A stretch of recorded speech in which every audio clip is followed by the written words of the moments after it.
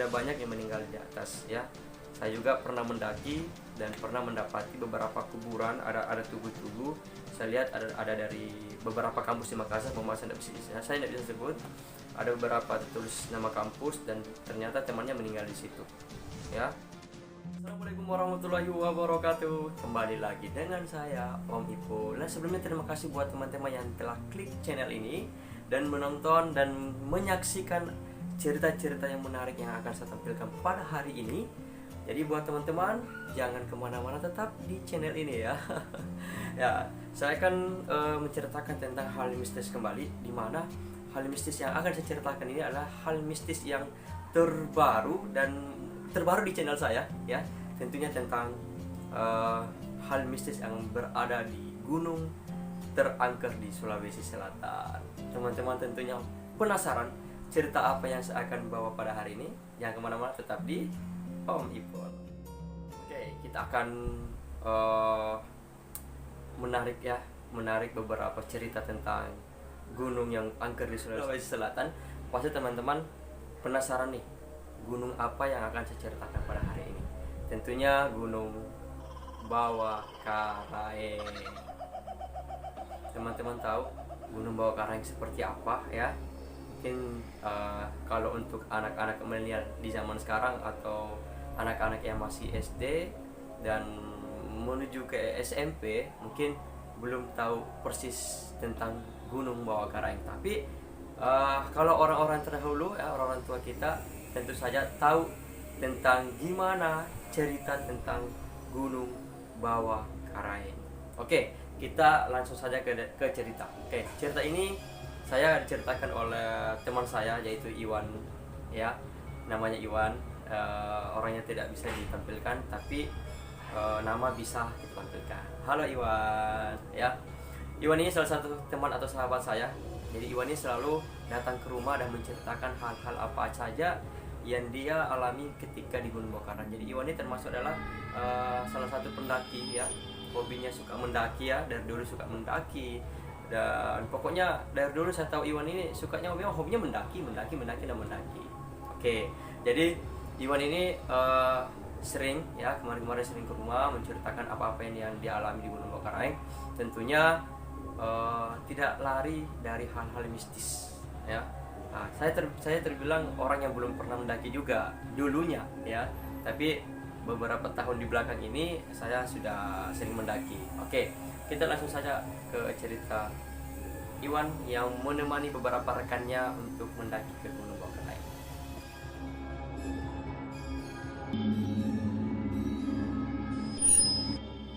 Oke, baik, kita lanjut.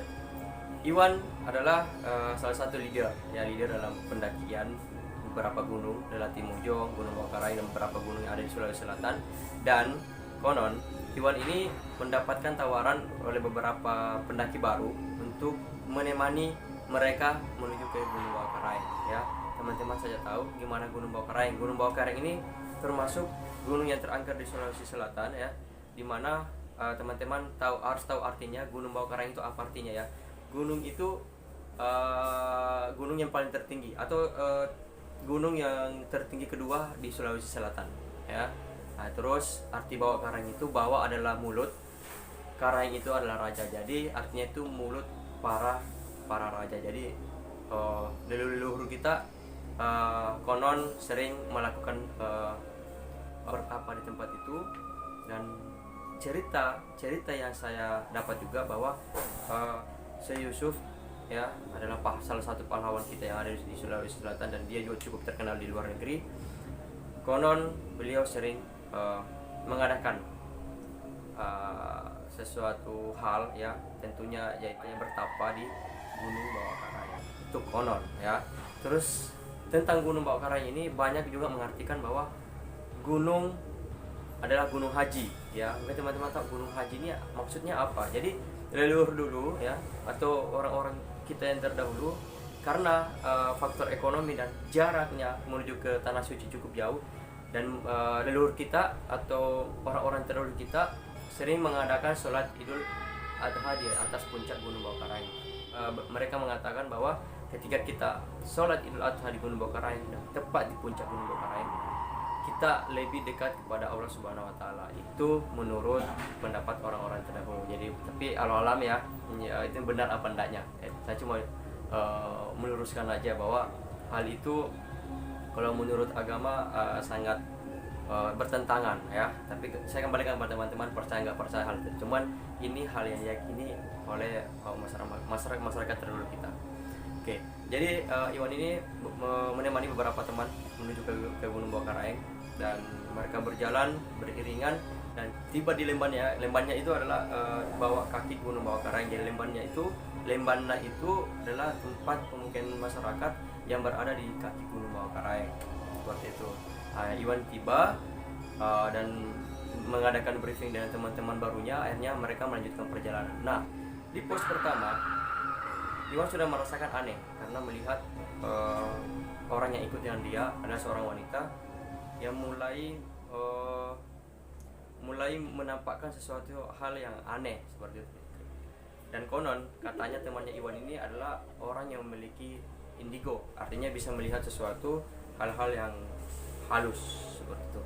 Akhirnya Iwan melanjutkan perjalanan dari pos 1 menuju ke pos 2.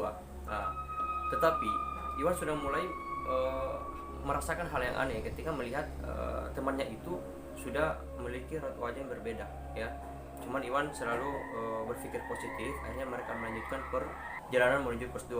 Teman-teman tahu jarak dari pos 1 menuju ke pos 2 itu jaraknya cukup jauh, jadi memakan waktu yang cukup lama juga. Nah, tetapi Iwan selalu tetap pantau teman-teman yang baru mendaki itu, dan akhirnya Iwan menuju ke pos 2.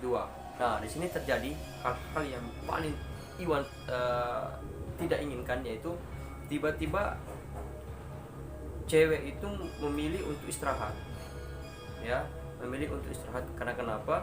Cewek itu sudah merasakan hal-hal yang aneh. Tentunya dia merasa ada sosok wanita yang telah ikut di belakangnya.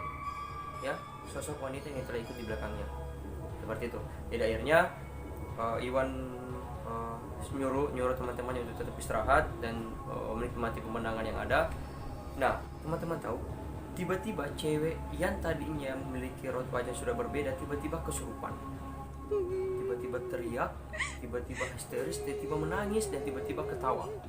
Ya, akhirnya semuanya pada panik. Dan Iwan pun ikut panik. Tetapi menjadi seorang leader dan dalam mudah apa harus menyimbangi keadaan dan harus menjadi seseorang yang bisa menenangkan keadaan yang pada saat itu lumayan kacau ya. Akhirnya Iwan nunggu teman-temannya, dan dia berencana untuk turun kembali ke Lembanna. Teman-teman tahu, pos 2 menuju Lembanna itu memakan waktu kurang lebih 4 jam. Ya, memakan waktu kurang lebih 4 jam. Ya, kalau saya pribadi kan lumayan juga perjalanannya ya. Tapi Iwan adalah sosok leader yang bertanggung jawab. Akhirnya dia turun kembali ke Lembanna ya, dengan seorang diri, dengan cara berlari. Artinya Iwan berlari duduk menuju ke Lembanna. Nah, teman-teman tahu, sampai di sana ternyata orang yang ingin Iwan cari ya, itu almarhum Tatarasi ya. Iwan tadinya ingin meminta tolong ke Tatarasi tidak ada di tempat. Akhirnya dia minta tolong ke istri almarhum, dan istri almarhum memberikan beberapa bawang merah dan beberapa daun. Akhirnya Iwan mengambil dan kembali menuju ke pos 2. Iwan kembali lagi lari nih, duduk. Nah, katanya Iwan ketika dia lari kakinya agak berat, serasa ada yang narik. Kedua, serasa ada yang tunggangi pundaknya ketika dia berlari. Tapi Iwan merasa tanggung jawabnya besar dan jangan sampai terjadi apa-apa yang tidak diinginkan dengan perempuan ini. Tapi Iwan tetap berusaha dan menuju ke pos 2. Nah, teman-teman tahu, ketika Iwan meninggalkan beberapa timnya ini yang kesurupan ini, tiba-tiba cewek ini yang kesurupan tadinya, dia ingin berlari, dia ingin terus berlari, tapi teman-teman mengikat dan memegang cewek yang kesurupan itu. Akhirnya Iwan datang dan membawa bawang putih. Setelah itu digosokkan ke badan segala macam. Hantu itu tidak mau keluar juga. Dia betah di dalam tubuh si cewek itu.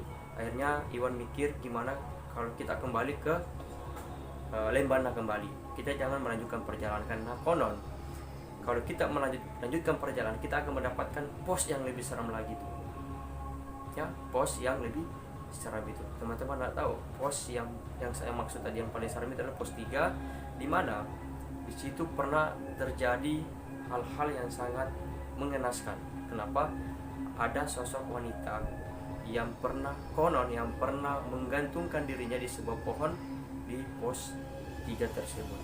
Ya, ini kejadiannya entah kalau orang masyarakat bilang kejadiannya di zaman Belanda dulu ya. Ada sosok wanita yang konon putus cinta, akhirnya dia memilih untuk gantung diri di sebuah pohon di pos 3 tersebut. Dan sampai sekarang ceritanya, dan banyak yang mengatakan si cewek ini masih sering nampak ya. Teman-teman tahu mungkin namanya siapa? Namanya hantu Noni ya. Saya kalau sebut namanya Noni benar saya agak merinding teman-teman ya. Namanya hantu Noni. Jadi Iwan berpikir kalau kita lanjutkan perjalanan sampai ke pos 3, yakin dan percaya temannya ini atau si cewek ini akan lebih parah lagi. Akhirnya mereka kompak dan ikuti maunya Iwan. Akhirnya mereka turun sampai ke Lembana. Sampai Lembana, di sana si cewek ini tetap belum bisa sadar ya. Akhirnya masyarakat setempat mengobati si cewek ini, dan alhamdulillah si cewek ini pulih kembali. Dan akhirnya mereka berpikir untuk tidak melanjutkan perjalanan, tapi menuju sebaiknya untuk pulang ke Makassar kembali ya. Akhirnya si Iwan ini membawa teman-teman dan rekan-rekannya kembali ke Makassar. Dan teman-teman tahu, di perjalanan sebelum Pertamina di Jalan Malino, si cewek ini kembali kesurupan dan teriak-teriak dan tertawa sebesar-besarnya. Akhirnya masyarakat setempat tetap panik juga ya. Orang bertanya, kamu dari mana? Terus ini temanmu kenapa? Akhirnya Iwan juga mulai capek. Akhirnya Iwan mengatakan, hai iblis, berhenti ikuti teman saya, tapi masukilah saya. Si iblis ini marah gitu. Si iblis mengatakan, kamu tantang saya. Akhirnya si iblis itu mukul aspal. Tiba-tiba lampu mati total. Teman-teman entah percaya dan enggak percaya ya, cuman ini cerita nyata yang diceritakan Iwan kepada saya ya. Tiba-tiba lampunya mati semua. Tidak lama kemudian ada tentara datang ya, salah satu tentara yang diyakini bisa juga melihat sesuatu, dan beliau mengatakan, sudah hampir si Noni yang memasuki teman kamu, cepat kamu bawa pulang sebelum Noni yang masuk. Karena kenapa? Kalau Noni yang masuk dalam tubuh manusia tersebut, konon katanya susah untuk disembuhkan. Akhirnya Iwan membawa temannya dan menuju pulang ke Makassar ya. Jadi buat teman-teman, itulah cerita tentang Gunung Bawah Karai. Jadi teman-teman jangan asal mendaki kayak gitu, harus pakai syarat kayak gitu, harus pakai beri salam ya, harus niat yang baik, dan tentunya jaga kekompakan kalian ya, karena konon katanya Gunung Bawah Karai ini sudah banyak yang meninggal di atas ya. Saya juga pernah mendaki dan pernah mendapati beberapa kuburan, ada tugu-tugu. Saya lihat ada dari beberapa kampus di Makassar, saya tidak bisa sebut. Ada beberapa tertulis nama kampus dan ternyata temannya meninggal di situ ya. Jadi buat teman-teman ya, kalau ingin mendaki ke Gunung Bawah Karai, hati-hati juga ya, harus niat yang baik, tentunya jaga alam, jangan buang sampah sembarangan ya. Terus teman-teman harus yakini mereka itu memang ada ya, setan itu ada. Kita harus memberikan artinya kalau Islam kita mengucapkan kita beri salam. Kalau di luar dari agama kita AB, karena iblis itu ada Islam ada non Islam ya, seperti itu.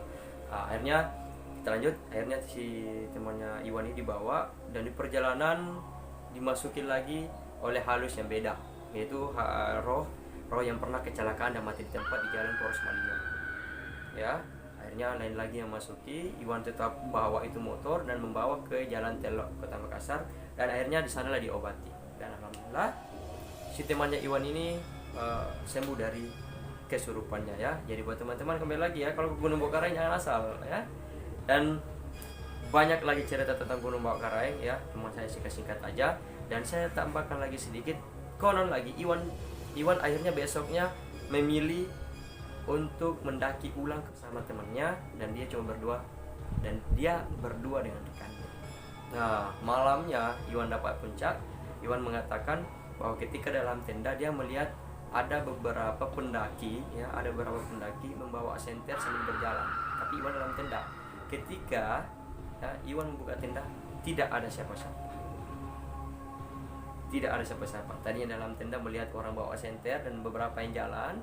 Begitu buka tenda, karena penasaran, ternyata di luar sana tidak ada apa. Ya.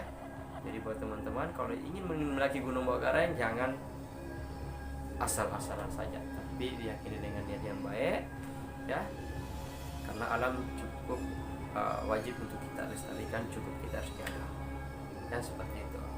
Oke, dari situlah saya pernah bikin film yang berjudul Gunung Bawah-Karang. Jadi teman-teman penasaran ya, Kak, ada nanya nih, Kak, bagaimana, kenapa tidak diceritakan tentang proses pembuatan film Gunung Bawah-Karang?